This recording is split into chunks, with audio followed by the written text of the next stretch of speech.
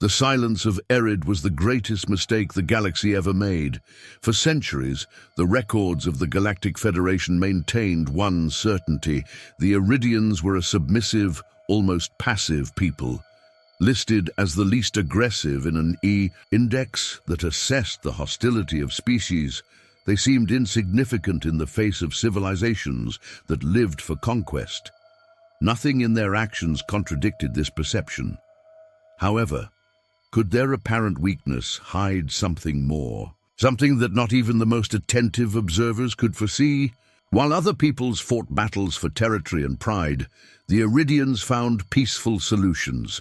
Diplomacy and compromise were their weapons, or so it was believed. When the impetuous Vacor declared an Eridian mining colony as his, the response surprised everyone. The Eridians simply ceded the territory, accepting an annual compensation. Was it weakness or strategy? And why, even in the face of provocations such as the imprisonment of its ambassadors, did Erid not turn to war? But after all, what explains such complacency? The first possibility is that Erid truly valued peace above all else. Resolving disagreements through words rather than blood seemed to reinforce this idea. But what if, instead of weakness, it was intelligence? Perhaps the Eridians saw a bigger picture, waiting for the right moment to reveal their strength. This doubt became irrelevant when the consumers arrived. An unknown alien force, marked by the destruction of entire systems by draining stars of their energy, advanced without mercy. While the three militaristic species of the Federation united to defend the impossible, Erid watched. They seemed to ignore the threat, remaining on the sidelines of any offensive action. The Federation fleet, composed of the best armadas in the galaxies, faced the consumers with courage and suffered irreparable losses. What would the Eridians do now? Would Erid's silence be her epitaph, or was something about to change? The battle seemed a lost cause. We fought with all our available forces, but our weapons were almost useless against the enemy behemoths. With each shot, hope faded. It was a bitter but inevitable decision. I ordered the remnants of the fleet to retreat. "If we remain, we will all perish," I declared, as I sent a distress signal to the Federation. I informed them of our critical situation, begging for reinforcements. There were other civilizations with smaller but still capable armadas, but silence was the only response. Upon hearing of our imminent defeat, the Allies decided to preserve their own forces, abandoning us to the fate of the consumers. The feeling of isolation was overwhelming until the sensors registered an anomaly. Small cruisers appeared, jumping towards our position. To our surprise, they were ships from Eridians, the same ones that the galaxy labeled as apathetic had answered the call. Only 5 vessels, a paltry force compared to the hundreds we faced, but more than any other ally had offered. "Why have they come? A suicide move?" my first officer, Adrix, asked skeptically. I ignored the murmurs of doubt from the crew, focusing on the comms screen. A figure appeared on the screen, a dark-haired, hard-faced human. "This is Commander Kyle Torrin of the Eridian Union. We have come to offer any assistance we may require." His determination contrasted with the somber tone of the command room. I inclined my head in gratitude. "We thank you, Commander Torrin. I am General Valthar. Fall in line with our formation and help cover our retreat." Dr. Show. Confusion on Torrin's face was evident. "Retreat, General. Our mission is simple. Engage and destroy the enemy." "With all due respect, Commander, you brought 5 ships against hundreds. You may be brave, but logic prevails. It is better to retreat and preserve what is left," I argued, trying to appeal to reason. Torrin frowned, intrigued. "You think the Eridians are pacifists? What a curious view. What gave you that idea?" "Well, your species has never reacted with force. They have settled disputes with words, and your records place you at the bottom of the aggression index," I replied, even more perplexed by his reaction. Torin let out a short laugh, which seemed to anticipate something I did not yet understand. Perhaps it is time to correct that misconception. What if you were to witness a power capable of redefining the destiny of the entire galaxy? The Eridians have already shown that they are not what we thought, but how far are they willing to go? Before we continue, leave your comment. What would you do in the Federation's place? Would you trust or fear this unexpected alliance? And don't forget to subscribe to the channel and activate the bell so you don't miss the next chapters of this epic story. Join us on this journey. Do you know why we avoid becoming warriors? Why we don't lead armies across the galaxy? Torin asked, his expression almost contemplative. Before I could answer, he continued, because we believe we can lose. He let out a bitter laugh. No, it's because we know exactly who we are. There was something in his tone, something charged with conviction that made the room fall silent. We know what we're capable of, and no one deserves that yet. For a brief moment, the weight of his words made me hesitate. Until that moment, any threat from Eris would have sounded like a joke. But Torin's gaze was different. He believed deeply in what he said, and that bothered me. My mind, however, attributed it to the Eridians' lack of experience in intergalactic conflicts. That's the arrogance of someone who's never faced a real war, I thought. The consumers wouldn't be affected by bravado. They would crush the Eridian fleet and prove the futility of their resistance. But if Torin was determined to fight, I would not be the obstacle in his path. If you insist on going ahead with this attack, I will not stop you. But know that you will be completely alone. We are retreating, I announced, hoping he would reconsider. Did you ask about our plan, General? Torin asked, a cold glint in his eyes. We brought a nanite bomb, an experimental weapon. We have never used it before, because in 5% of simulations it consumes all matter around it, including the entire universe. His words chilled my spine. He said it with a frightening ease. But, he continued, we have programmed it to self-destruct after a few seconds. It will probably work. Before I could protest, Torin ordered the fire. Brace for impact. Fire in 5 seconds. Wait! You just said this could end everything, I shouted in alarm. He didn't even look at me as the missile launched. The projectile tore through the consumer fleet without hitting anything.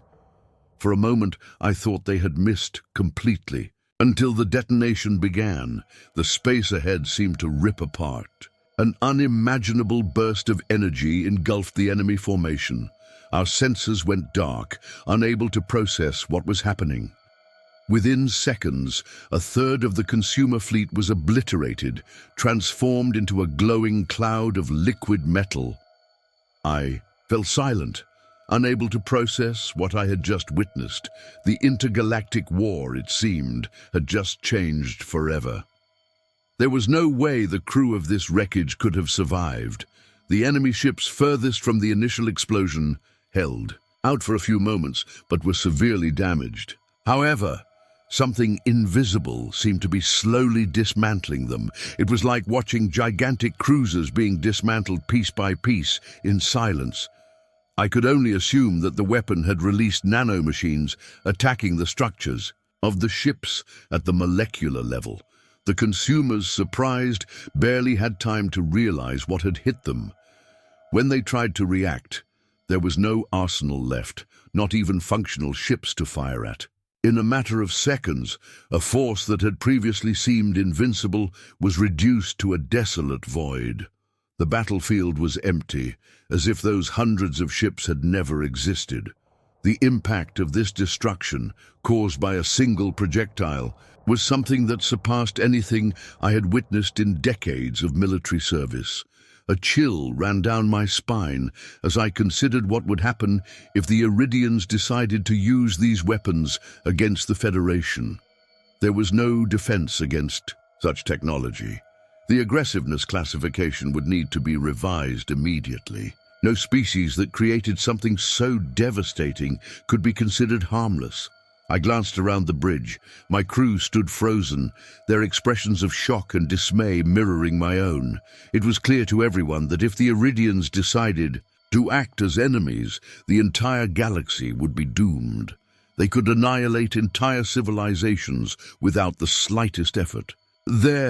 All they had to do was invite us to the party from the start, Commander Torin declared, his voice filled with an almost disconcerting confidence. And next time, General, how about thanking us with a drink? I barely managed to respond, still processing what I had just witnessed. Yes, I think we can do that. Torin gave a brief nod before ending the transmission. Their ship soon disappeared in a hyperspace jump, leaving us with an empty battlefield and a heavy silence. As I stared into the void before us, I tried to imagine how I would report this to the Federation. How would I explain that the Eridians, the species everyone underestimated, had the power to rewrite the rules of the galaxy? They were not pacifists. They were something far more dangerous, strategists who knew exactly when to show their cards. There was no doubt in my mind, the Eridians were a unique species. As I reviewed the events of that day in my mind, something clicked, a truth that seemed both obvious and impossible to accept. Now I understood why such a powerful civilization chose to hide its capabilities. They avoid war because, for them, winning would be too easy. The mood in the Federation Senate was tense. News of our disastrous battle with the consumers had reached them, and a sense of despair hung over everyone. As tradition had it, an envoy had been dispatched on the fastest ship to report the events directly to the assembled ambassadors. When the young Jatari messenger entered the Senate chamber, panic was evident. His haggard expression seemed to confirm everyone's worst fears. I could still hear the previous broadcast echoing in my mind, describing the slaughter of our fleet. Initial estimates put the casualties of those who had faced the consumers at over 90%. Without reinforcements from other Federation species, the situation seemed irreversible. As spokesperson, I tried to appeal to the civilizations of moderate strength to send aid, but they all refused. If I could force them, I would. The destruction the consumers were wreaking was devastating, and we knew that if allowed to continue, they would continue to ravage the galaxy until we were all extinct. As the Jatari approached the podium, something in his demeanor caught my attention. His eyes met those of the Eridian ambassador, Kyle Torin, and he hesitated, nearly stumbling. His hands shook. The Jatari were a race of seasoned warriors who had faced the horrors of war many times before. I had never seen one of them return from battle looking like a ghost. Why, then, was their fixation on the humans? The Jatari took a deep breath before speaking. Senators, the consumers have been defeated. Not one of their ships survived. A murmur of shock ran through the room. The silence was broken by murmurs of disbelief. I was stunned too. Everything we knew up to that point pointed to a complete defeat. But if there really had been such a radical turnaround, we needed to understand how it had been possible. The answer, I suspected, lay in Eridians. Whatever tactics the Eridian fleet had used could theoretically be taught to other commanders for future encounters. However, as I scanned the room, I noticed that most of the representatives were confused, while Ambassador Kyle Torin remained calm, with something disturbing in his expression. There was a glint in his eyes, something predatory, that triggered an alarm deep in my subconscious. Silence, I said, trying to restore order to the growing chaos. How is this possible?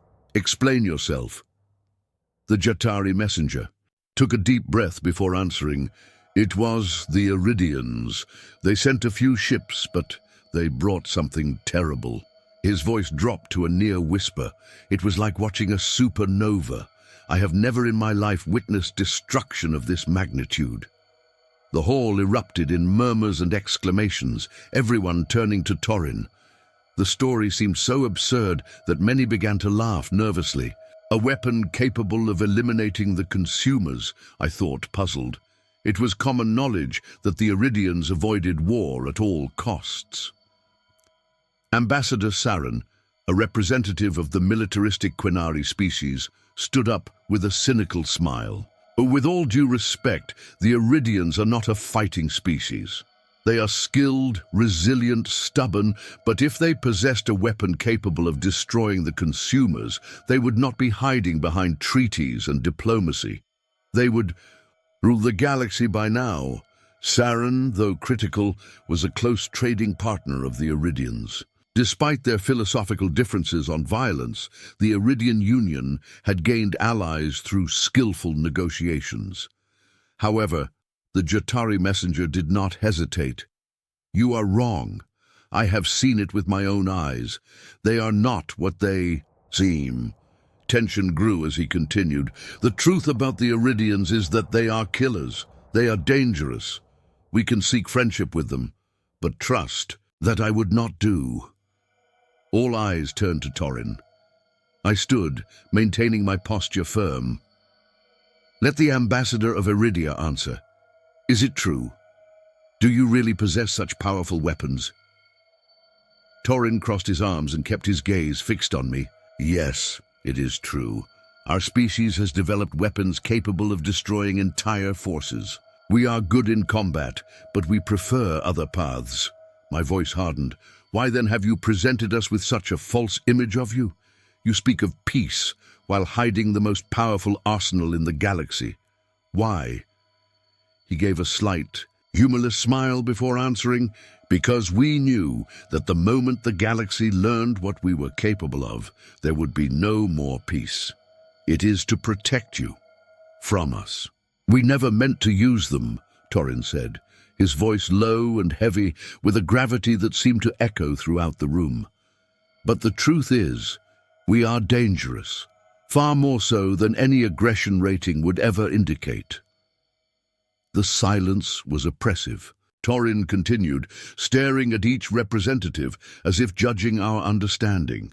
"Highly aggressive species, as you classify them, generally seek to conquer. If the Federation had truly studied our history, they would see that we were once like that. For centuries, we were driven by endless wars, destroying millions of our own lives. That's what changed us. We became exhausted by so much bloodshed." "So you chose peace," I said, my voice almost accusatory. He shook his head. "We tried to be better, but our destructive nature never disappeared. It was just buried, trapped beneath layers of rules and self-control. We are the only aggressive species that also possesses a deep sense of empathy. We live divided by this duality. We chose good most of the time, but we always knew that one day we would meet someone truly evil." He paused, his next statement carrying a chilling weight. "And when that happened, we would need to be worse." His words echoed in my mind, each syllable reverberating like a warning bell. What Torin was describing was something that defied every conception of violence we had ever known. Humans had survived wars that had killed millions, a number unimaginable to any other species. How could they have formed a functioning society after so much chaos? It was baffling. Those soft-spoken diplomats, who presented themselves as harmless pacifists, were in fact heirs to a history of destruction that made the greatest galactic conflicts seem trivial. And yet, they had saved us from an enemy that was impossible to defeat. How could I reconcile my gratitude with my growing fear? Expelling Eridians from the Federation seemed the logical solution, but something told me that would be the same as playing with fire, or worse, provoking them to use that power against us. With a monumental effort, I forced my expression to remain neutral. "You have saved us from an invincible enemy, but what price will we pay for this alliance?" "You have left us in our debt," I declared, trying to maintain my composure under the weight of the moment. "It will take time for the Federation to digest all that has been revealed, but we thank you for bringing this battle to an end. Torrin's eyes, however, reflected neither relief nor gratitude. The battle is over, General, but the war is far from over. My heart sank. What do you mean by that?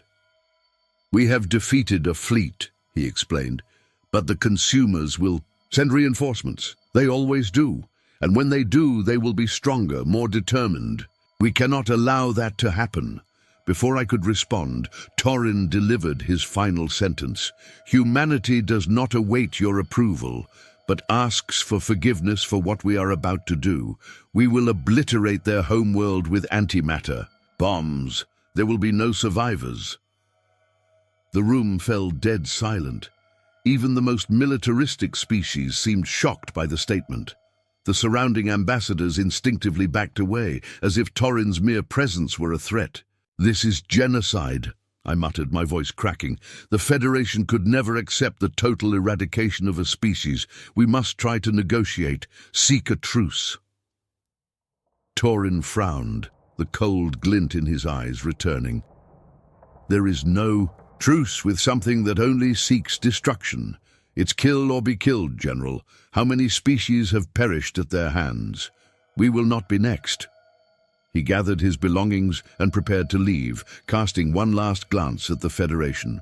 Representatives. Better them than us, he concluded. As he walked away, the silence in the room was deafening.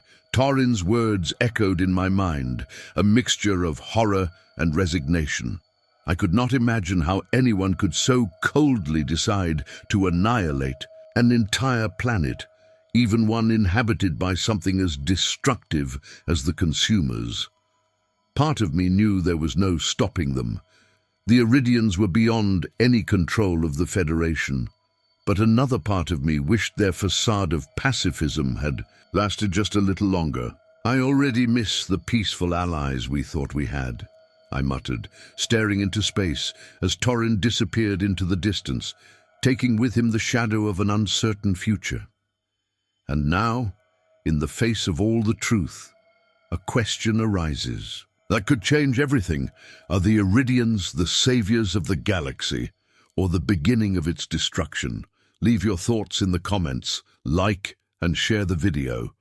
And of course, subscribe to the channel for more stories that challenge your imagination, because sometimes the greatest danger lies not in what we face, but in what we leave in the shadows.